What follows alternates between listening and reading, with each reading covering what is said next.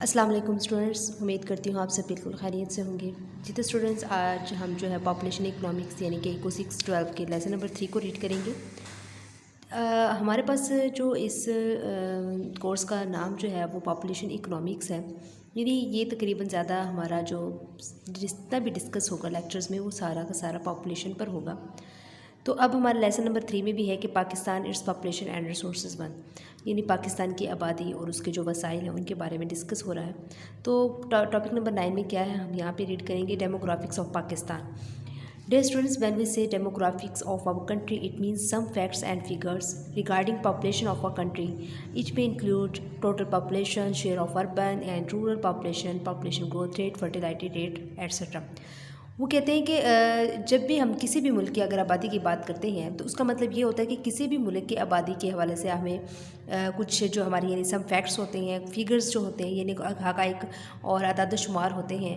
इसमें क्या होता है, हमारे पास कुल आबादी क्या होती है, इट में इंक्लूडेड टोटल पॉपुलेशन, ठीक है, टोटल आबादी इंक्लूड होती है, यानी जो शहरी आबादी है वो उसका हिस्सा होता है। And rural population means that जो देहाती लोग हैं, देहाती आबादी है वो होती है। और पॉपुलेशन ग्रोथ रेट होती है जो कि हमारे पास यानी अब हमारे पास जो आबादी की जो इजाफे की शरह है उसकी बात होती है। और फर्टिलिटी रेट का मतलब होता है ज़रख़ेज़ी शरह जो होती है। ये सब चीज़ें जो है वो इसमें इंक्लूड होती हैं, तब हम किसी भी मुल्क की जो है वो कह सकते हैं कि ये किसी भी मुल्क की आबादी है, ठीक है, क्योंकि तमाम चीज़ें ये होती हैं दैन जो है वो एक पॉपुलेशन बनती है।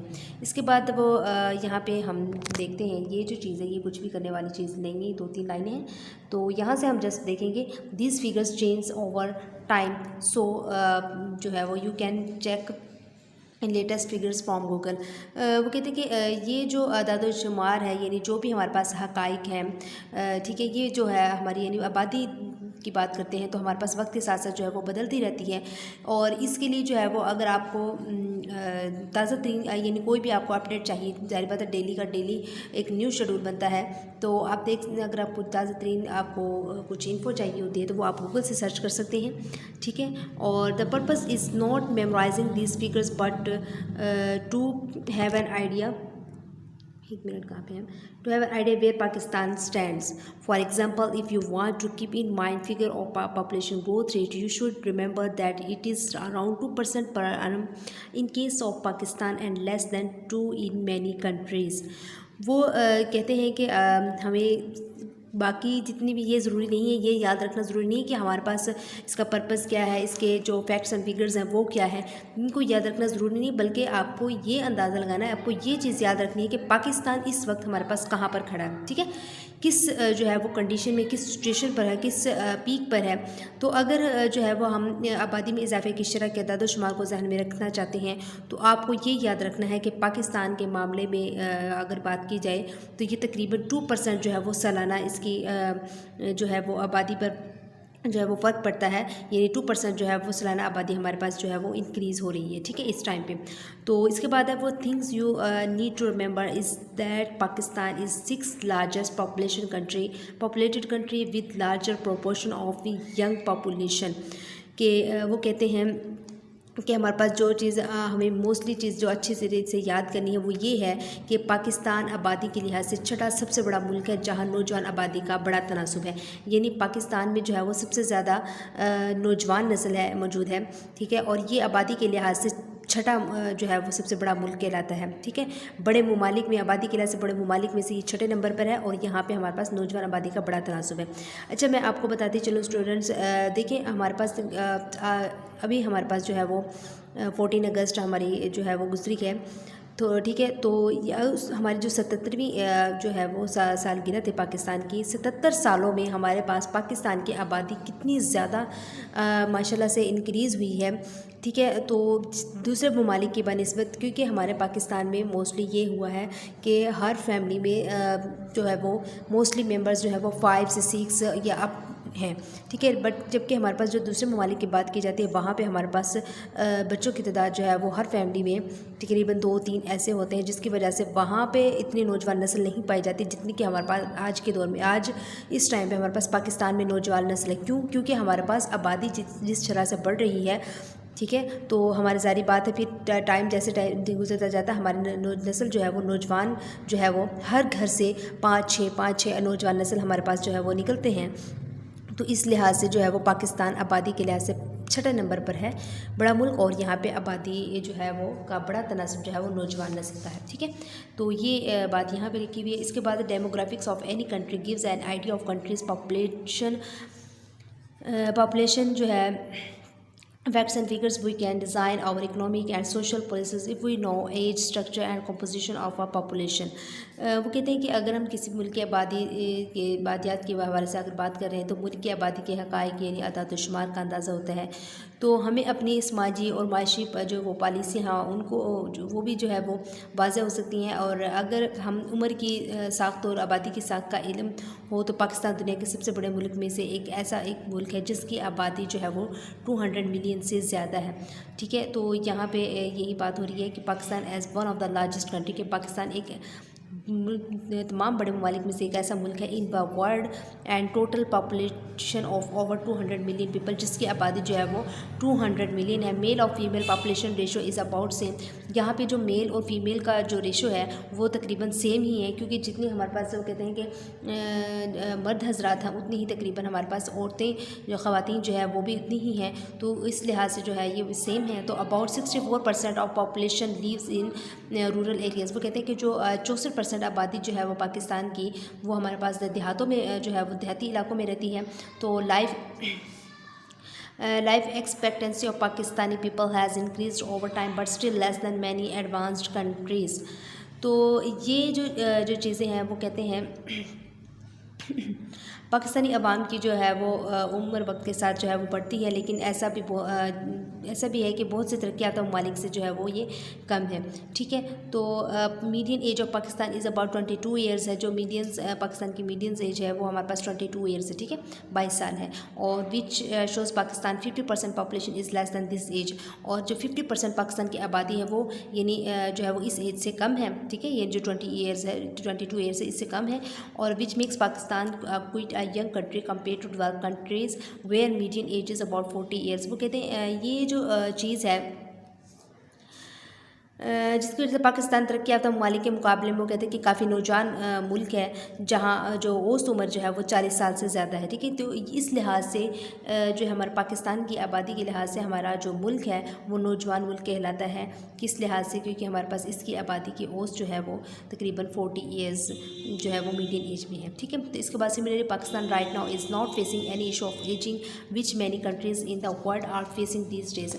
वो कहते हैं इस लिहाज से पाकिस्तान को इस वक्त बुढ़ापे का कोई भी किसी भी किस्म का जो है वो मसले का सामना नहीं होगा, जिसका सामना दुनिया के बहुत से ममालिक को इन दिनों में। इस लिहाज से देखें जो एक नौजवान नस्ल है, ठीक है, हमारा मुल्क जो है वो नौजवान मुल्क है, इस लिहाज से बुढ़ापे का इन्हें कोई मसला नहीं है फ़िलहाल।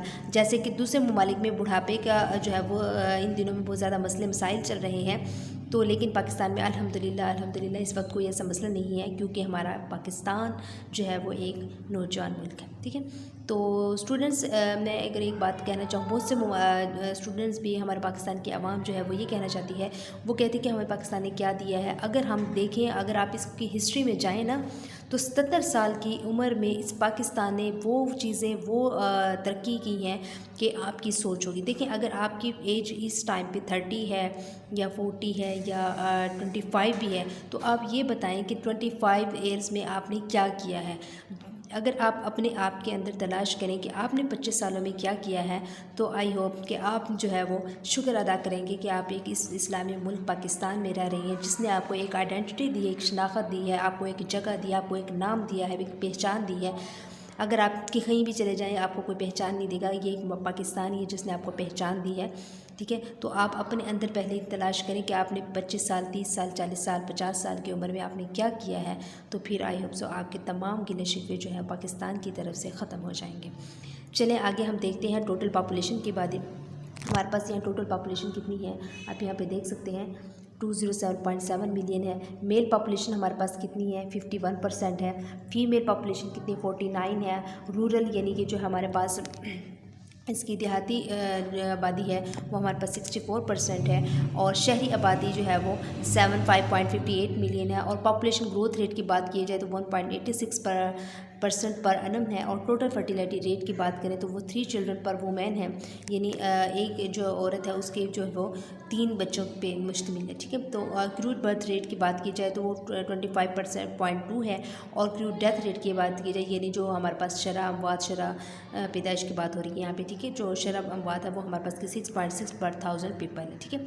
तो ये इंपॉर्टेंट चीज़ें हैं, और जो चीज़ें मैंने हाईलाइट की वो भी मोस्ट इंपॉर्टेंट है MCQs की वजह से। और ये जो जितनी भी ये चीज़ें हैं ये आपने अच्छे तरीके से याद करनी है, MCQs मोस्ट इंपॉर्टेंट है चीज़ें, ठीक है। इसके बाद स्टूडेंट्स हमारे पास लाइफ एक्सपेक्टेंसी एट बर्थ की बात की जाए तो फीमेल हमारे पास अगर देखी जाए, फीमेल की जो है वो 68.2 ईयर्स है, और मेल की देखी जाए तो 65.8 ईयर्स है। और एज स्ट्रक्चर ऑफ पाकिस्तान की बात की जाए, चिल्ड्रन जो 14 साल की उम्र तक के हैं उनकी 34.78 है।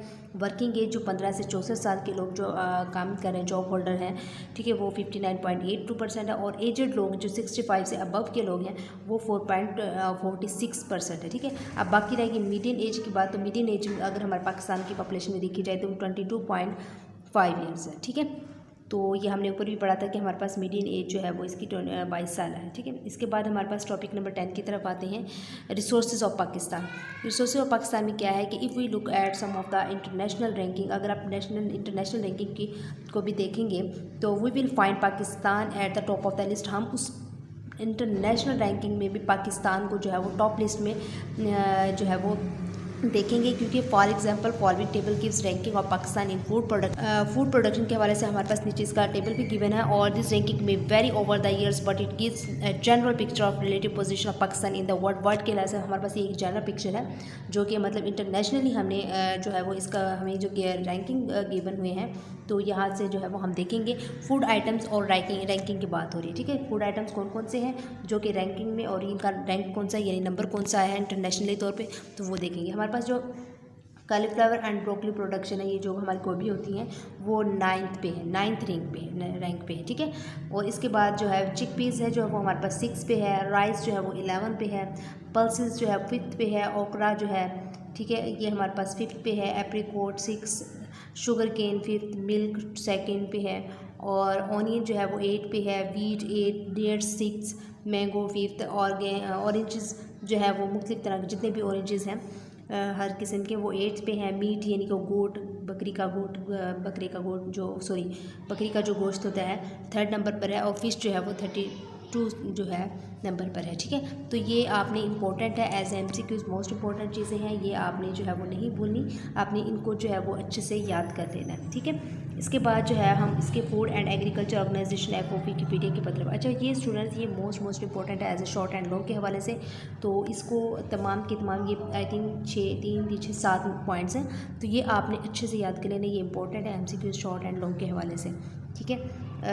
तो यहाँ पे हम देखते हैं The country is Asia's largest camel market, second largest apricot and ghee market and third largest cotton, onion and milk market। यहाँ पे जो हमारे पास पाकिस्तान की जो चीज़ें हैं उनके बारे में बताया गया है कि कैसे है, ठीक है। तो यहाँ पे हम देख रहे हैं कि मुल्क एशिया की अगर सबसे बड़ी ऊँट मंडी है तो वो हमारे पास पाकिस्तान में है, ठीक है। कैमल मार्केट कहाँ पर है? एशिया में सबसे बड़ी मंडी हमारे पास पाकिस्तान में मौजूद है। सेकंड लार्जेस्ट एप्रिकॉट है, दूसरे नंबर पर दूसरी जो सबसे बड़ी हमारे पास चीज़ें हैं वो बानी और घी की मंडी है, ठीक है। और तीसरी जो सबसे बड़ी हमारे पास मंडी है वो कपास, प्याज और दूध की है, ठीक है। तो इसके बाद है Pakistan rank 5th in the Muslim world and 20th worldwide in farm output. वो कहते हैं पाकिस्तान अगर मुस्लिम ममालिक की बात की जाए, मुस्लिम ममालिक में से तो 5वें नंबर पर है, बट अगर दुनिया भर के ममालिक में से बात की जाए तो वो 20वें नंबर पर है फार्म की पैदावार में, ठीक है। फार्म जो आउटपुट है उसकी पैदावार में। इसके बाद जो है वो स्टूडेंट हमारे पास 3rd नंबर की बात करते हैं। सिमिलरली इसी तरह Pakistan is one of the largest product of salt, coals, copper and many other important minerals. वो कहते हैं हाँ, वो कहते हैं कि इसी तरह अगर हम पाकिस्तान की जो बात कर रहे हैं तो नमक, कोयला, तांबा और जो बहुत सारी ऐसी अहमियत जो पैदा करने वाले मुल्क में जो बड़े बड़े ममालिक में हो रही हैं उनमें से एक मुल्क जो है वो पाकिस्तान भी है, ठीक है। इसके बाद हम D नंबर पे आ जाते हैं। Pakistan is the 25th largest economy on the basis of GDP on the basis of purchasing power parity. वो कहते हैं पाकिस्तान जो GDP की बुनियादी तौर की बुनियाद पर देखा जाए तो हमारे पास वो 25वीं बड़ी मैशियत है, यानी कि हमारे पास जो वो किस चीज़ पर होता है, पावर प्रॉपर्टी की बेस पर होता है। इसके बाद है 2 ऑपरेशनल सीज पोर्ट्स हैं हमारे पास, यानी 2 हमारे पास इसके ऑपरेशनल बंदरगाहें हैं। Second highest peak K2 in the world है, जो कि आपको पता है जो हमारे पास एक K2 पहाड़ है उसकी जो हाईएस्ट जो हाइट है उसकी वो वर्ल्ड में जो है वो दूसरे नंबर पर है, सबसे बड़ी दूसरे नंबर पर है। Pakistan has 42 mountains peak, Pakistan जो है वो 42 माउंटेन्स की जो है वो चोटी रखता है, यानी ऐसे 42 माउंटेन्स हैं जो कि पीक पर हैं और जिनकी जो लेवल है वो 7200 मीटर से अबव है। ठीक है, तो इसके बाद है हमारे पास Pakistan is also 9th largest labour force and 3rd largest English speaking population in the world. तो वो कहते हैं कि पाकिस्तान में जो है वो पाकिस्तान दुनिया की जो है 9वीं बड़ी लेबर फोर्स और अंग्रेज़ी बोलने वाले जो है वो 3री बड़ी आबादी भी है। ठीक है, तो ये इसके बाद है Pakistan has one of the largest irrigation system in the world and it can irrigate 3 times more acres than Russia. वो कहते हैं कि पाकिस्तान में दुनिया का सबसे बड़ा जो निज़ाम है वो आबाशी का है और इसके मुकाबले में अगर देखा जाए तो 3 गुना ज़्यादा एकड़ अर्ज़ी जो है वो इसको जो यानी ज़मीन है उसको ये जो है वो सैराब करता है। तो स्टूडेंट्स ये मोस्ट इंपॉर्टेंट पॉइंट्स है, ये आपने अच्छे से जो है वो याद कर लेने। इसके बाद हम आ जाते हैं all this facts show that Pakistan is very much blessed country and is not a poor country. ठीक है, rather our problems are related to poor management. वो कहते हैं कि ये जितने भी हमारे पास फैक्ट्स हैं पाकिस्तान के जो शो हुए हैं ये बहुत ज़्यादा हमारे लिए जो है वो इस मुल्क की जो है बहुत ज़्यादा बाबरकत हमारा मुल्क है। तो and it is not a poor country, ये एक गरीब मुल्क नहीं है। रेदर आवर प्रॉब्लम्स आएगी जो इसके हमारे जो problems are related to poor management की। ठीक है, तो ये आपने देख लेने हैं। और इसके बाद टॉपिक नंबर 11 पर आ जाते हैं नेचुरल सोर्सेज ऑफ पाकिस्तान। तो Pakistan is also one of the rich countries in terms of natural sources. वो कहते हैं कि पाकिस्तान जो है वो एक अमीर ममालिक में से एक मुल्क है जिसमें जो है वो बहुत ज़्यादा नेचुरल सोर्सेज हैं, यानी कुदरती वसाइल हैं। यहाँ पे जो कौन कौन से नेचुरल सोर्सेज है यहाँ पे हमारे पास एक टेबल गिवन है, नेचुरल सोर्सेज की बात हो रही है और इसमें रैंकिंग और एयर्स की बात भी है। ठीक है, तो टोटल एरिया हमारे पास कितना है 33/196 है और एरिया हमारे पास वो एयर जो है वो कौन सा 2018 की बात हो रही है इसमें। इसके बाद है 42 mountains over 72 metres above sea level with second highest peak K2 जो है वो 2/241 है और 2018 के हिसाब। नेचुरल गैस रिजर्व्स जो है वो हमारे पास 29/211 है 2017। और यूरेनियम प्रोडक्शन की बात हो रही है तो वो 15/19 2016। ये भी स्टूडेंट्स आपने जो है वो एज MCQ से इंपॉर्टेंट है, ये आपने अच्छे से देख लेना है। इसके बाद जो है हम इसके बारे में डिस्कस हो रही है, हम देख लेते हैं। कहते हैं according to table Pakistan is 33 largest country. अगर पाकिस्तान के टेबल के हवाले से देखते हैं तो हमारे पास ये 33 largest country in terms of areas है। इट्स लैंड इज़ फर्टिलाइज, इसकी जो ज़मीन है वो ज़रख़ीज़ी है and have all kinds of geographical features like mountains, deserts, plain land, rivers, sea etcetera. या मतलब कि हमारे पास यहाँ पे जो है पहाड़ हैं, माउंटेन्स यानी कि सहरा हैं हमारे पास, और यहाँ पे प्लान लैंड है, रिवर्स हैं, दरिया समंदर, मतलब हर चीज़ मौजूद है अल्हम्दुलिल्लाह। We have 2 operation sea ports, यहाँ पे 2 बंदरगाहें हैं। Largest irrigation system in the world, जो एक हमारे पास आपाशी का निज़ाम है जो दुनिया में सबसे बड़ा आपाशी का निज़ाम पाकिस्तान में, जो कि सेकंड लार्जेस्ट ग्लेशियर्स हैं यहाँ पे। ठीक है, और are range of highest peaks in the world है। ठीक है, इसके बाद अगर that we have lot of precious minerals, यानी हमारे पास जो बहुत ही अलग किस्म की यहाँ पे मिनरल्स हैं and resources in our country which makes Pakistan a rich country in terms of natural resources. इस हवाले से देखते हैं तो हमारे पास पाकिस्तान जो है वो एक रिच कंट्री में से है, यानी जितने भी हमारे पास अगर तरक्की याफ्ता ममालिक की अमीर ममालिक की बात करें उनमें से एक पाकिस्तान भी जो है वो एक अमीर मुल्क है। इसके बाद but we should remember that having natural sources but we should remember that having natural sources is not a necessary condition for development. वो कहते हैं कि ये ज़रूरी नहीं कि नेचुरल सोर्सेज हैं तो हमारे पास जो है इसकी कंडीशन के लिए जो है वो सिर्फ नेचुरल गैसेज, यानी जो डेवलपमेंट है जो इसकी तरक्की के लिए और जो चीज़ें हैं वो हमें ना करें, just natural gases natural sources जो है वो इनसे ही जो है वो हमारा मुल्क जो है वो एक तरक्की याफ्ता होगा। नो, इसके लिए ये ज़रूरी है स्टूडेंट्स, ये नेचुरल सोर्सेज अल्हम्दुलिल्लाह हमारे पास मौजूद हैं, इनका भी इस्तेमाल जो है वो हमारे पास एक तरक्की याफ्ता ममालिक में से, लेकिन इसके इसके साथ साथ हमें जो है वो दूसरी चीज़ें भी करनी पड़ेंगी ताकि हमारा मुल्क पाकिस्तान जो है वो जल्द से जल्द तरक्की याफ्ता ममालिक में से हो जाए। अभी तो हमारा तरक्की पजीर है बट तरक्की याफ्ता ममालिक में से भी इसको होना चाहिए। तो just take an example of Japan. अगर जापान की बात की जाए तो विच है वेरी लिटिल नेचुरल सोर्सेज, जहाँ पर बहुत कम नेचुरल सोर्सेज, बहुत कम कुदरती वसाइल हैं, but one of the most advance and develop country due to its human sources. लेकिन आज के दौर में भी, आज इस टाइम पे जापान जो है वो बहुत एडवांस्ड है और डेवलप कंट्री यानी कि तरक्की याफ्ता ममालिक में से एक है।